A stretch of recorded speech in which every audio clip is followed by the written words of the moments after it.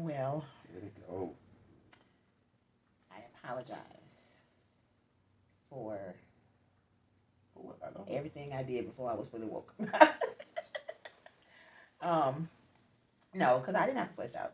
And just because I didn't yell and scream and roll my neck, sometimes silence speaks louder than words. And to not talk to you for the first 30 minutes of the day, that's not right. And I'm sorry. Want to kiss you on camera? I need. Oh, you need some touch. love language. Yeah. Now, I'm not going to take the high road. Let me tell you what you could have done different. Woke you up? You should have woke me up when my alarm went off. Okay, well, now that it's communicated in this way, I understand.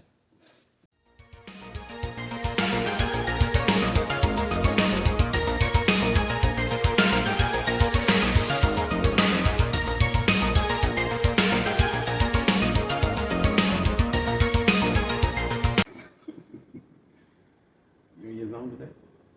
I'm always in my zone. So what did we end our football? Where do we what are we talking about today? What today that brought us? Last night, you said you were going to check your notes. So, I ain't checked my notes. what would you like to talk about, sir? What do you think that people need to hear? What is the Lord speaking to you to share with me, with yourself, with others? All right, let's talk What's about on your heart? Let's talk about when your wife wants you to wake them up and you don't wake them up. I didn't. Yeah, let's talk about that. My alarm went off this morning, Yeah. and I didn't hear it. Okay. Not your fault, Okay. but you turned it off. Right. Okay. This has happened before. And in the times that it's happened before, I have asked either let the alarm go until I hear it, or if you turn it off, wake me up. Your alarm went off. You didn't hear it. Okay. That didn't happen. So I think we need to I need guidelines on waking you up. So let me get reason why I said it. Let me tell you. So I get up before the alarm goes off. My alarm goes off at 4:30. So my first alarm woke me up. But normally I lay in the bed contemplating. So I get up to do a sabbatical. Your alarm is going off while I'm in the middle of my sabbatical. When I come out, I turn it off. I get back on my side. And I run my fingers through your hair, like so. And you turned over, and you turned the other way. I said, well, maybe she needs this extra minute or two. Let me give it to her. okay, what am I going to do? No, so you was going to give, so what would you like me to do? Would you like to do it forcefully? Or can I still be gentle? If I told you the night before, let's use something that's motivating for you, Yes. like money. If I told you the night before, hey, I have to be at point A by a certain time, and when I am going to receive $1 million. If I am 1 second late, I forfeit $1 million. And the next day, my alarm goes off, and I don't wake up. Are you going to gently rub my hair? If it does, if it does, are you going to gently rub my hair, or are you going to see the urgency, the necessity of getting on up, even if you didn't hear the alarm? But this, I'm shifting a responsibility onto you that you that you shouldn't have. It's my responsibility to get up. So if I have to set 10 alarms and rely on myself to get up, and I'm in this season of my life, I'm coming to the realization that I'm the problem. I'm the drama. And in this situation, I really truly am. It's really my problem, not yours. But whenever I have conversations with people that I care about, if I don't care about you, it won't matter. But in order to preserve the relationship, when I see an issue, I have decided to fall on my sword, to take ownership, take responsibility, and say, I'm the problem. This is not an issue for this person. This is an issue for me. So I am going to do what I need to do to make this not be an issue for me. Now, honestly, the other person may lose a benefit, or the dynamic of the relationship, or the reliant, like there may have to be a shift in order for me to be okay. Why does that have to be a shift for you to be okay? Because I'm the problem, and if I need to make a correction so that I don't have the issue I'm having, then I'm making that change for me. And if I couldn't get the other person to see that what I'm asking of them is, and if I couldn't convince them to do what I'm asking of them, that's not their fault. But at the same time, now I need to pivot so that I can get the need met, or feel the way I need to feel, so that we can preserve the relationship. For instance, let's take it off of this one with the alarm. I had a person who considers me a mentor do some things that I knew were not in their best interest. Right. And in going to them and say, hey, maybe you haven't considered this, but this is not in your best interest, and laid out the reasons why and what they should consider doing instead. That person became defensive, and ultimately just said, I don't really see things that way.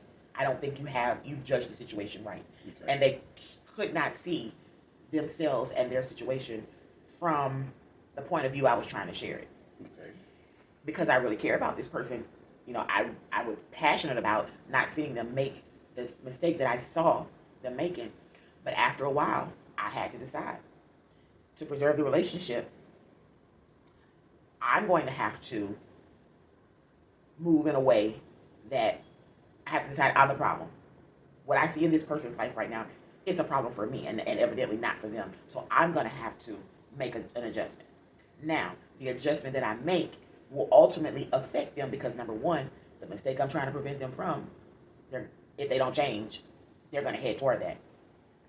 Also, the level of support that I'm able to get, I can't support this decision, so I have to withdraw my support. For at a certain level, so things that I would have done, ways I would have contributed, I have to back off, because I'm not going to enable your self-hurt, right? So that's why I say it may affect the other person. Me moving different, me deciding that I'm the problem, and leaving that person alone in their situation until they're able to see it, because maybe they just truly cannot. Or maybe someone else, the Bible says, one plant, another water, but God just ultimately makes the change. He gives the increase. So maybe I was just meant to plant. Maybe someone else will come along and reiterate what I said and water, and maybe it may take a village to get that person to see, or maybe it'll take just going ahead and making the error, and seeing it. Sometimes people just got to see for themselves. So that's what I mean by it. Well, I was asking because you said, okay, so me making a decision to preserve the relationship may cause me to move differently. This is what you're saying. So to make sure that I understand clearly, so it may alter how you handle the relationship, because they're choosing to move a certain way. So how they're moving is causing you to move a certain way. Yeah. When do that cross your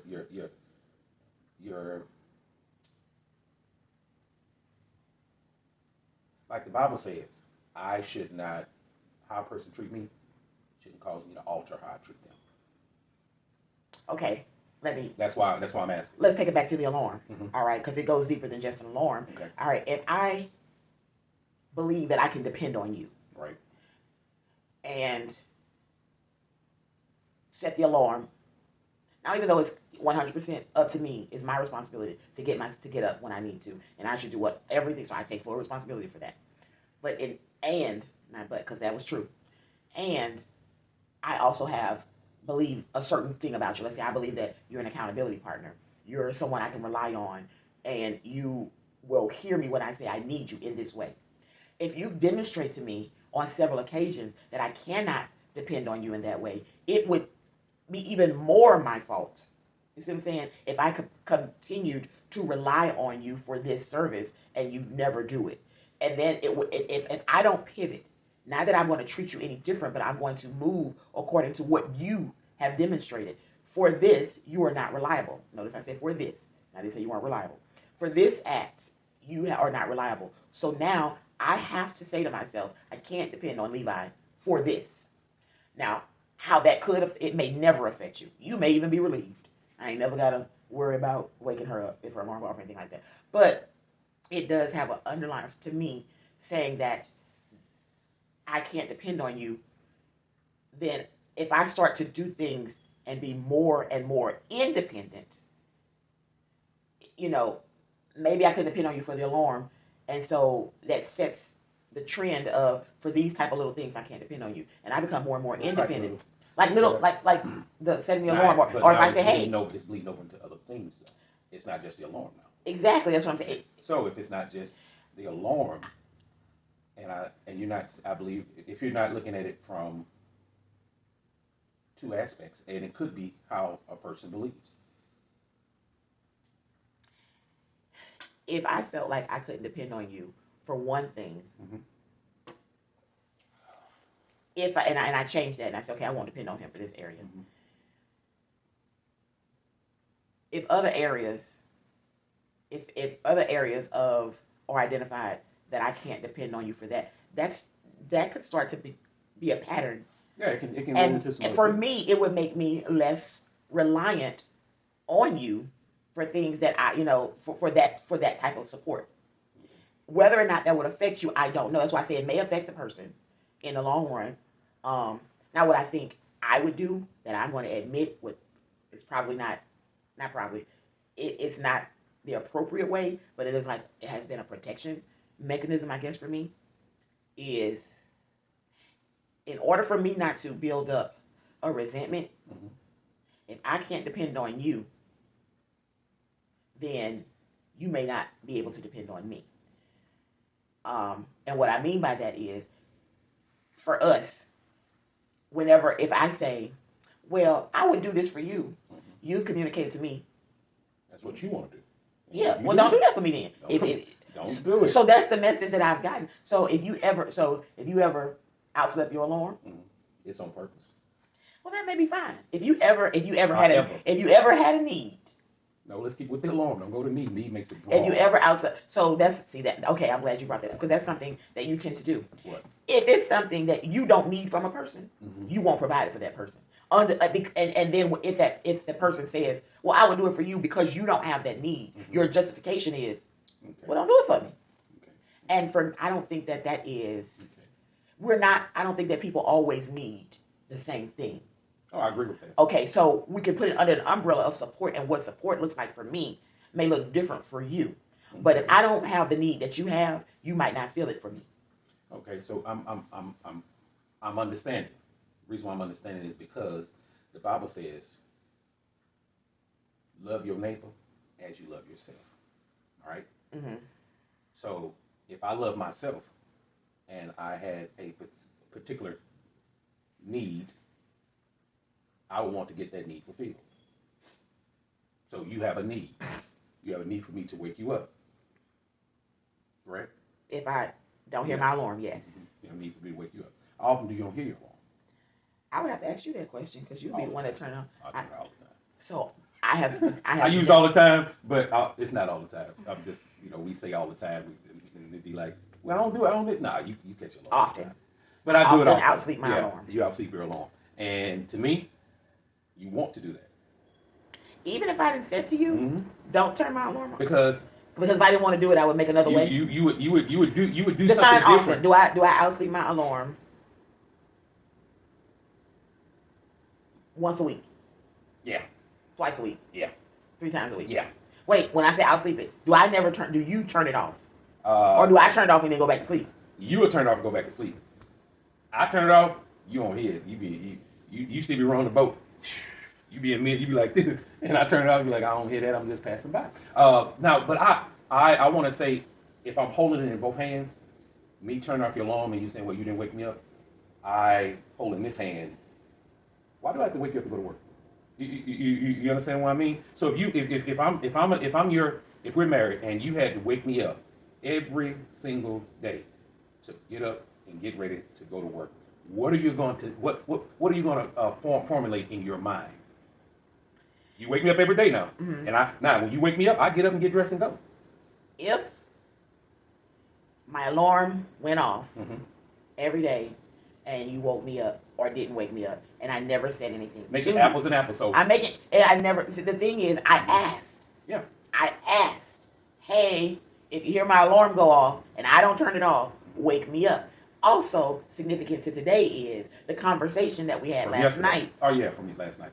I need to get up at this time. Because I'm doing this, and we're And filming and all that. you So spelled there was a knowing that even if I'll sleep my alarm Mhm. or if I turn it off and go back to sleep, all the other days. This day was different because I specifically asked, even though I've asked times before, hey, don't turn my alarm off without saying, like, give me the option to say, oh, I put that, y'all not getting up at that time. And this may help the situation. Now, we had made those plans last night. Mm-hmm. We sketched that roadmap out for our day based upon me being at work between 8 and 9. Mm-hmm. And then when I woke up, I decided I ain't going. Okay. So that's because I write my schedule. Two things here. Yeah. Let's go back to about the alarm. If I have to wake you up for work every day, for your alarm, and you know, and You had a lot of girl action to that. I'm a girl. Well, let me put it in that girl action. It's that. So you I am an animated communicator. Okay, all right. I received it. I received it. And so, mm-hmm. Yes, you gave an indication of how you feel. You basically said, you're a grown person. And if you don't get yourself up, it's not my responsibility. That's why I said, then I'm like, okay, I can't rely on him for this to be an accountability partner or give me grace for this deficit in my life. I struggle with getting up in the morning, with wanting to get up in the morning, with the energy to get up in the morning. This is not something new. And if I say this, I don't like, I said it on the last podcast, I'm not a morning person. We've been married almost 30 years. How many of those 27 and a half years have I been a morning? Have I just woke up on 10 like you? Chipper, hi, good morning, Daddy. Have I always been? Time for some cereal. Have I always been a person to get up? Yes. Okay.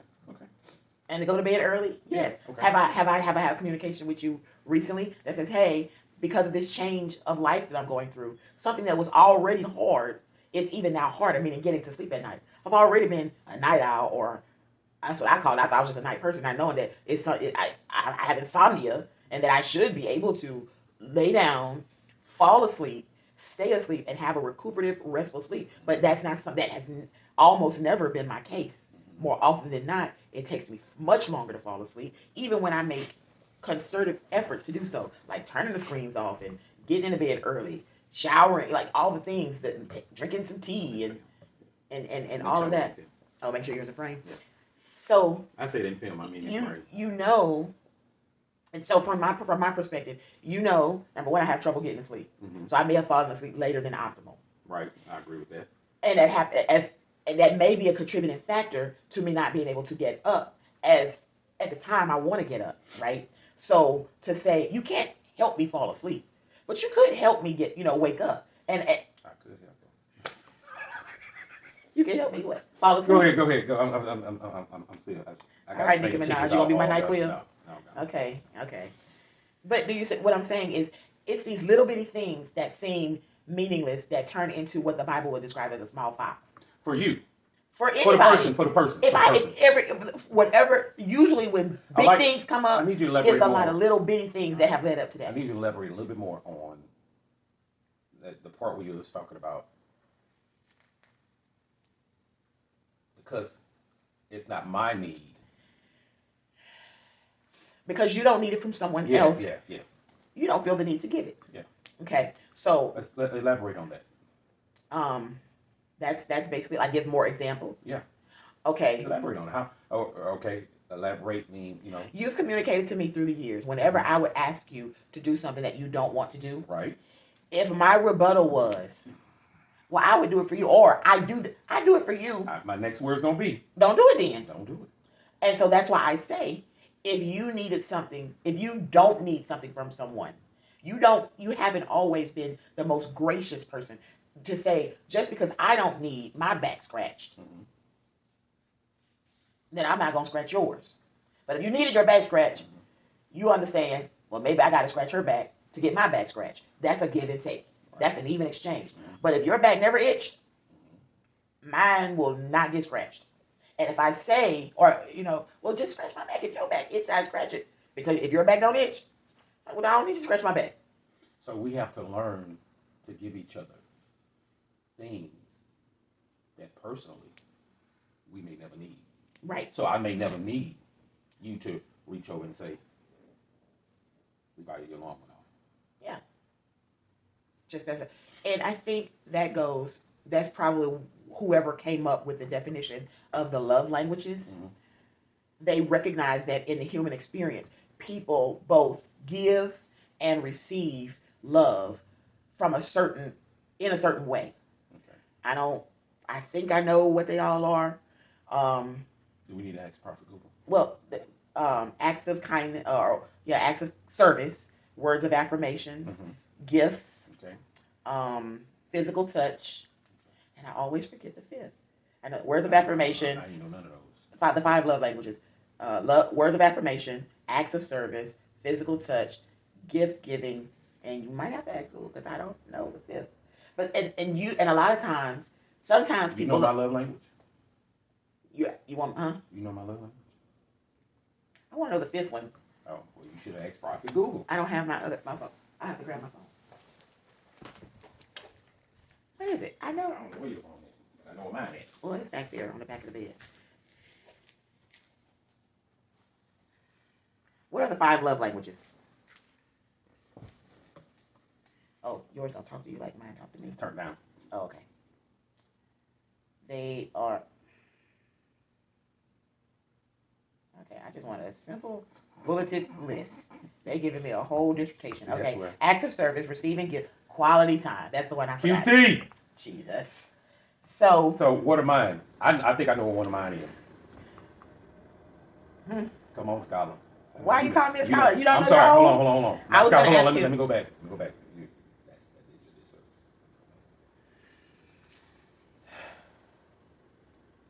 What is the guy? No. The guy I listen to his name Ben. He's a psychologist. I'm not a psychologist. No, but he don't call himself a psychologist. He calls himself something else. But anyway, they got these big names for stuff. But that's you. Which one is mine? You have to know yours. Let me tell you what I think it is. And that could be. I don't need you to think. Your thinking be, you like the fourth person of the tree. I don't know why they didn't add you. But you like right under them, though. You got the Father, the Son, the Holy Ghost, and then Jonas. So go ahead. Tell me. Then why you didn't wake me up this morning? Anyway, I think that your love languages are words of affirmation and physical touch. Now, when you say love language, that's me receiving, correct? Yeah, well, that's how you like to receive love. Oh, that's how. Okay, how do I like to give love? Gifts. Where did you just go recently? What do you mean? You was like, so and so is coming out with her line. And, Janae Naylor's Future Collective at Target. So Levi be expressing some love, but it may not be what you need. And I think that's where we have to begin to alter and say, okay, I know I like doing this because it makes me feel good, okay, but is this person, because my significant other, is they are the relationship that I'm in, because it could be a father and a son, it could be in a relationship. But sometimes people's love languages are the same, giving and receiving. Like sometimes gift givers like to be people. Sometimes the people that show love through giving gifts likes to receive love by receiving gifts. But sometimes just by how I show love is different from how I like to receive love. And what we do as people often is show people love the way we like to receive love. Yeah. And if that's not how, I think you need to know both. You need to know how you like to receive love, and then communicate that to the person who is showing you love, and also vice versa. How they like to receive love. Find that out, and you, even though that's not what you need, you express your love for them based on what they need. Actually, I think you can do both for balance. Here's what I mean. One of your love language. You show love by giving gifts, giving money, whatever. And you and so to fulfill your need to show love, right? I should receive your gifts. Okay. You haven't turned none of them down now. Not that I know. There have been times when I said, money don't answer this. I need this. So it goes to appropriating the right gift. All right, but did you keep the money? My mom ain't raised no food. Oh, okay. All right, So, all right. And asking a person, because some people, I think at sometimes, because we are multifaceted, complex people, we may need at times all five. Maybe not all five at once, but there may be a situation where I need a word of affirmation and not $100 bill. I may need physical touch. What if every time, you wanted physical touch, I say, not tonight, here's $20. And I turn over and I go to sleep. How would that serve you? How would that serve you? I'm going to keep this PG. But do you understand? I understand what you're saying. So, I think communication. I have a question. Okay, I look like you're about to answer. Should the person communicate in definite words? If you're unclear, and because sometimes people beat around bush and not say what they're wanting. What do you need from me in this moment? Yeah.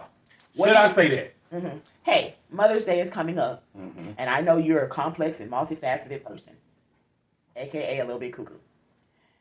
Don't say that part. But so for this Mother's Day season, how would you like me to? Do you want me to surprise you? I'm not good at surprises. Give me a list of about 5 or 10 things that you want, and I will surprise you with which one of those I get. Would you like a public display? Like, would you like some words of affirmation? Do you want me to? I don't know. I personally don't need this one, but I know some people do. Go on social media and say, Happy Mother's Day to the queen of my life. Would you like, and then having that dialogue. Now, if that person, if I am not honest enough with myself and you to say what I want, and I don't get it, well, that's on me. But if I've never even approached, or you just keep giving me something, waiting for me to be overjoyed by it when it's not what I wanted. All right, what are your top two? For me, how I receive it, how I receive love. Receive it. Like when a person does, man, this person they continue to do. I know how I like to receive love. Okay. I like. Well, that's what we're asking you right now. Acts of service and gifts and receiving gifts. Acts of service. Acts of service and receiving gifts. Let's define that for you. This may not be for everybody. What an act of service look like for me? Waking me up when the alarm goes off. See, and when that didn't happen, that's why you felt like you felt, because it was attached to a part of the love language. Now, I didn't know that. Driving me to work when you can. Well, there's a lot of that love going around. No, you do not. No, only out of necessity. Only when it serves you. That is a whole nother podcast for us to discuss. That love language of driving you to work. Only when it serves you. So, not always. So if on your days off and you don't have nothing to do, nowhere to go, and I'm like, you're off today. Hey, now you gotta go to the bank, or you have a meeting, or you have to run to your job, or you're going to need the car, and you don't want to do an Uber or something. I'll get driven to work. But if you don't have a need for the vehicle, well, you don't give me the keys because I already have my own set. But that'd be a shit. Acts of services. Acts of services, and give me another one. I want to say. Let me say it because the order. That's how I like to receive love. I know. But I don't like to give love the same way. I do like to give gift giving. Gift giving is my love language, but not acts of service. What about a K.E.Y? What? Okay. What? Let me say what I'm about to say. Right, shut up. All right. So the first one you said was acts of service, right? Mm-hmm. I said I want to say the next one because I think I know what it is. Oh, looking at this list, yes. Okay, go ahead. What is it?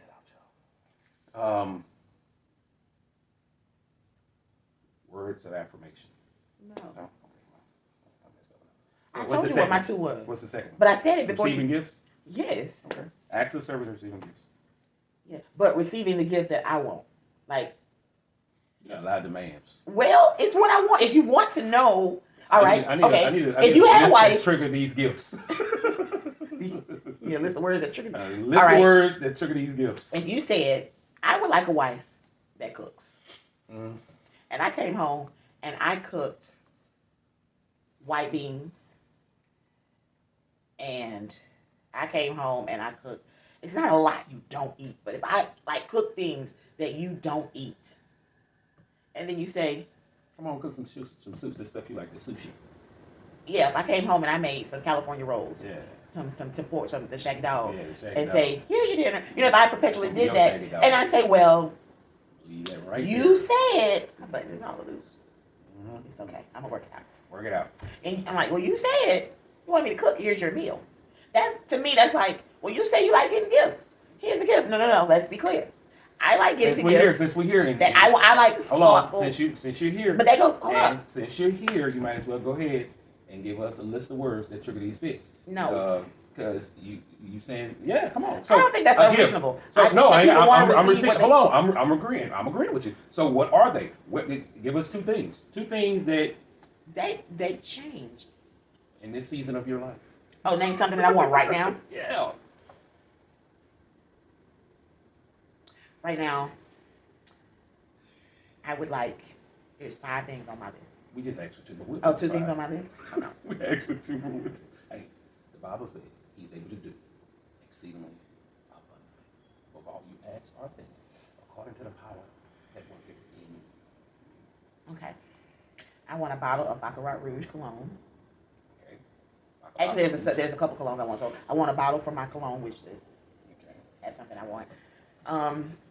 And I want a thin, like a dainty Cuban link necklace. Okay. Not one of those big, thick. Not that. Okay. Not that. Okay. I want a Cuban. So those are some. Okay. So those are 2 things that you want. Okay. I want a Cartier Just Include bracelet. Now you know me. I don't want to say I don't believe in birthdays, but I don't keep track of that. I don't keep track of my own birthday. But that doesn't mean, just like we discussed earlier, just because that's not a need of yours, I mean it's not a need of yours. But I have found out, okay, through your communication, that, hey, there are some days they are very, very, very important. My birthday is a national holiday. And how did my house. And how did you get me to remember your birthday? Because when we first got married, my birthday would come and go. I can't tell him because that's gonna give him. I can't tell him how you remember my birthday. I attached it to something that he used all the time. I'll say it like that. There you go. Okay, I understand. Because I understand. I got you. Okay. All right, and it caused me to remember, and because it was over important, time. Yeah, over time, but because it was important to you, it became important to me because you communicated that. Well, and I think that's the key. You remember the day now. I remember the year now too. You remember the day and the year, but the future, like of the forethought. Mm-hmm. Like, you're not gonna let November 7th come and like, oh, it's November 7th, birthday. But on October 7th, somewhere around again, does the thought come? Because what I've tried to train you to do is, my wife's birthday is in a month. Mm-hmm. It is important. Let's find out what she wants. So your birthday is when? November 7th. Okay, so this is before November 7th. Oh, before we get to that, we have an anniversary. Okay. Tell you what I'm gonna do. I'm gonna get your list. I'm just gonna start stocking this stuff up. That way, when these times come, I can just be like, okay. That's all I ever try to get you to do is plan ahead of time. But that goes back to me projecting onto you how I am the gift giving. I'm like, oh, watch this. I think that's coming up. I think that's true. So should a person? I guess if you're wanting to, get to that place where your mate is experiencing that joy in the relationship, because that is projection. I've never done that. I've never forethought. You have wanted to. Oh no, you've never planned. No, like that. No, I haven't. And the thing of it is, that is what would make it so special. Okay. If you say all of a sudden, for instance, Mm-hmm. we went to Vic and Anthony's steakhouse, Mm-hmm. and they had a tomahawk steak, right? And we were both like, "Oh my God, it's massive, it's beautiful, it's tender, it's all the things, right? Just you want the steak." I had never cooked a tomahawk steak. Mm-hmm. I didn't know the temperature, the time, the seasoning. I didn't even know where to get, what butcher would even provide that. But knowing that that was something that you wanted, so much. I took the time to learn how to cook. I watched the YouTube videos. You know, I went and found the butcher who sold them. I did that and I prepared it. So just because it's not something that you know how to do, I think for me, the effort in learning how to do it just so I can give you something you want, that is just as significant, if not more, than the gift itself. Is that because that's one of the ways you? That's an act of service tied into But that's what, gift. yeah. Yeah. That's So one, that's how okay. that's one of the ways I receive. But everybody don't give, like, I don't show love the way I like to receive love because I am not big on active services. I'll do it if that's the way the person receives love. Yeah, My because you're mom into, don't want you to give her no money. My mom don't want you to take her to a fancy restaurant. And if she does go willingly, she's gonna get in there and be like, "This is too much to pay for some chicken. I don't eat steak. I just eat chicken, and I'm not gonna pay steak prices for But clean her kitchen when we go to visit while she's out in the yard doing what she do. or, And or she going to yard with her. Oh my Jesus, I can't do that. She won't get that kind of love. But if I did, and I have, I'm joking, but when I went home for her birthday last year, she went out in the yard and raked. And I found that she went out there and had two rakes. And I went out there and I picked up the rake and I leaned on it and I talked to her. Just me being out there with her while she was doing something that she loved to do, it was the best time for her. I think it was, 'cause that's what she said. Like, I went and I cleaned her kitchen. I drove her around for the day, for the weekend, really. I coordinated with the other family that was in town and got them together for a dinner. The things that I did, I'm not saying this to make me look good. I'm saying that because that was what those acts of service was what she liked. And she ended up saying after 73 years of life that was the best birthday ever. And I know sometimes people say that, oh, best day ever. But like she said it so much, I believe she really meant, maybe it was the best one in a long time. I'm pretty sure, I hope she had more. But that's when you look and say, figure out or ask, if you can't figure out, what does a person need? And then I think it's just important to recognize when a person is showing you love. Yeah. Like for you, when you say, well, here's some money for my birthday. Let's say it's my birthday or our anniversary. Well, here's some money. Instead of me going, this is just something he did at the last minute, and he didn't take the time to make a reservation and do this. He had no forethought behind it. Maybe instead of looking at it that way, I could recognize that this is you. This is how you show love. I think if you know your wife's or husband, if you know the other person's way that they receive love, you should work on, because you shouldn't try me, you're not going to do it. You should actively work on, intentionally work on communicating it in that way so that person can feel love. Because if I would have woke you up, you would have felt love, because that's what was just communicated to me. That, oh, you see it this way, but this is how I see it. And I think that communication piece of getting on the same, because I think that's what causes a lot of misunderstanding.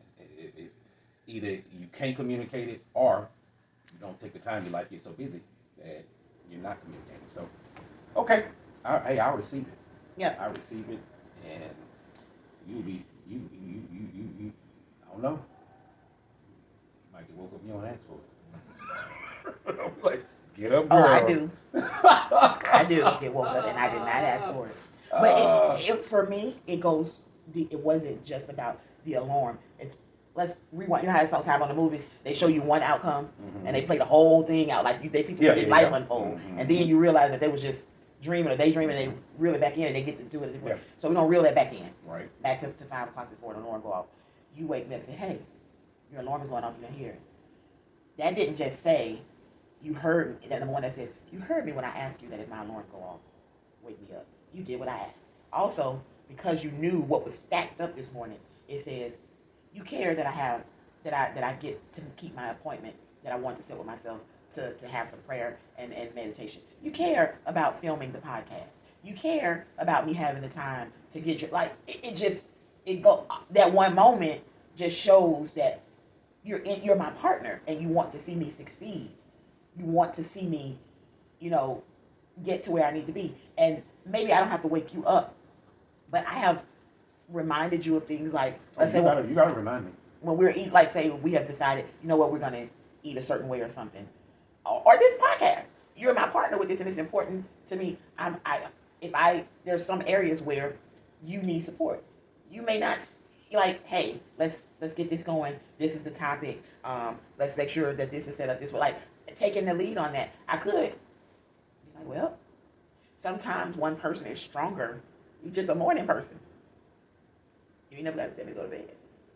You ain't never got to me. I mean, you ain't never got to tell me to sleep in. And You don't never have to say, it's Saturday.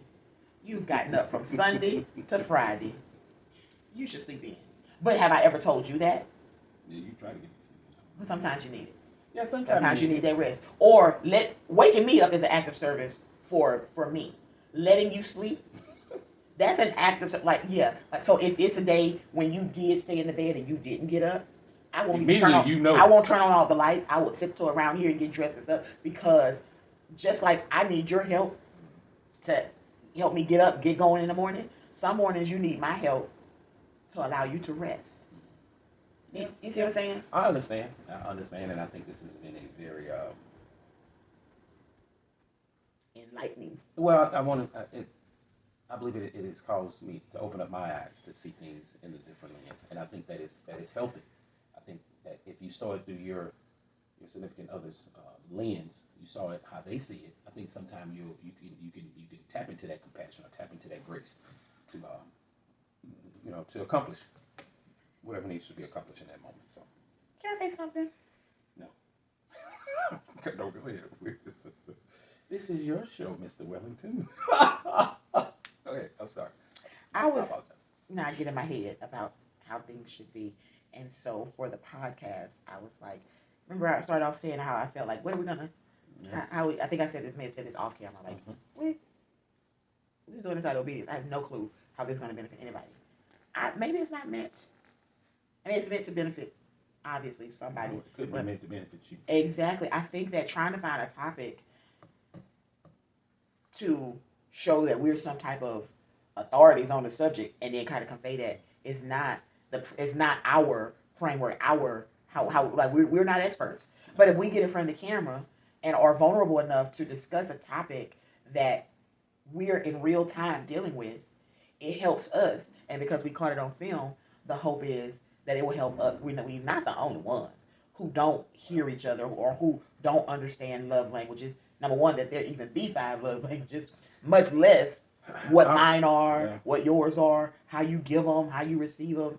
And so I think that this podcast number 4 could be the turning point of how we approach this. Well, I knew what I was going when it happened, and I saw him like, okay, I see it. This is the podcast. I said, we're going to talk about this morning. We might as well talk about this. Might as well get the proper communication going so that I'm learning that if you look through another lens, you may see something that you wouldn't see through your own lens. You just because of who you are, I guess, because of how your makeup. I don't know. I'm just saying when we sit here and we can begin to communicate about okay, this is what happened, and then you begin to communicate how you saw it, and then I say, well, this is how I see it, and then you begin to elaborate on it. You begin to break it down. I'm just saying because it was broken down, I was able to look at it through another lens and say, okay. Yes.